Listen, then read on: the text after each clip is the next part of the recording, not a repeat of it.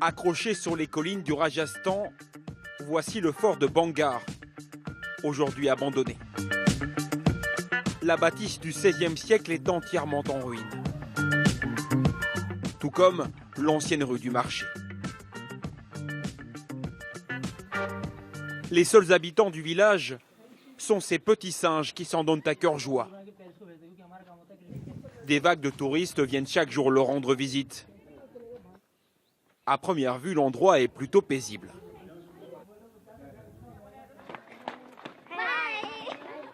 Je me sens bien ici. Il y a des montagnes tout autour. Le fort est magnifique, c'est très vert. C'est vraiment bien. Mais qu'est-il arrivé aux 10 000 habitants qui vivaient ici autrefois? Pourquoi le village jadis prospère s'est complètement éteint? Jitendra Tiwari, un prêtre hindou, a peut-être la réponse. Selon sa version, le fort aurait été maudit par un ermite appelé Balunath, après que l'ombre du palais ait recouvert sa maison. C'est important de calmer l'âme de ce saint homme. C'est pour ça que je viens prier ici tous les matins, tous les jours.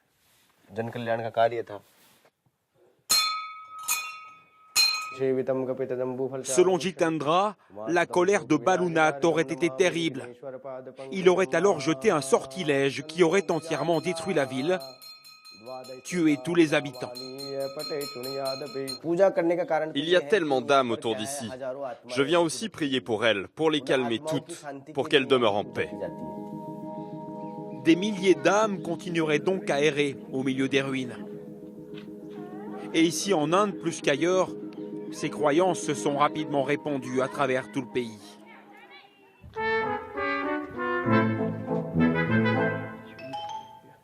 Depuis, les chasseurs de fantômes envahissent régulièrement les lieux, munis de leurs étranges appareils. Dès l'entrée du palais, les outils s'agitent. C'est dans cette direction. Il y a une mauvaise énergie par là-bas. D'après ces professionnels, il y aurait quelque chose dans ce trou noir.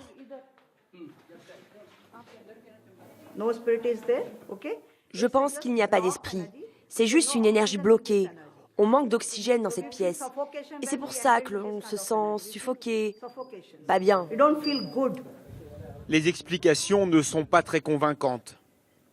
Pourtant, ces histoires de fantômes, cette légende, la plupart des visiteurs y croient dur comme fer. À cause de la malédiction d'un sorcier, il y a des âmes hantées dans ce fort, et elles tuent les gens la nuit. Je crois vraiment aux fantômes. C'est pour ça que je ne veux pas rester ici la nuit. J'ai vraiment très peur. D'autres, au contraire, ont attendu la nuit.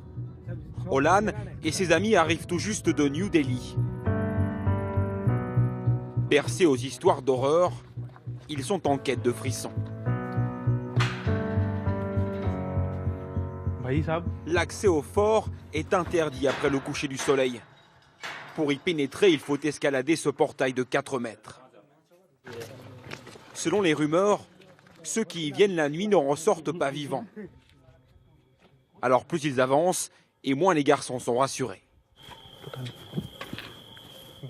Les cloches sonnent, et la porte est ouverte. Elle devrait être fermée pourtant. Les gardes les ferment toujours. Peut-être que les esprits veulent qu'on rentre. Ils pénètrent enfin dans le palais qui alimente tous les fantasmes. Pourtant, ce soir-là, après 2 heures d'exploration, aucune activité paranormale.